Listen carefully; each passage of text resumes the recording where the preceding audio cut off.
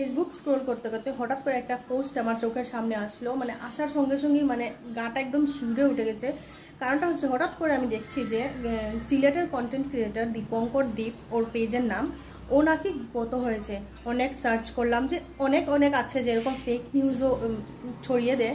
তো তারপর সার্চ করে দেখলাম যেটা সত্যি, মানে আমি কি বলবো, মানে গতকাল রাত্রে আমি ওর ভিডিও দেখেছি, ভিডিও দেখে হাসছি, ভাবছি যাই হোক ওর মানে এডুকেশনের জন্য ও বাইরে গিয়েছে, যাই হোক ভালোভাবে থাকুক। বয়সে হয়তো আমার থেকে অনেকটাই ছোট হবে, কিন্তু মানে মানুষের সময়টা যে মানে কোনো মানে ভাবা চিন্তার কোনো কিছু সময় দিচ্ছে না, মানে আমি মানে বলার মতো শব্দ পাচ্ছি না। যাই হোক, ভগবান ওর আত্মার শান্তি কামনা করি ভগবানের কাছে।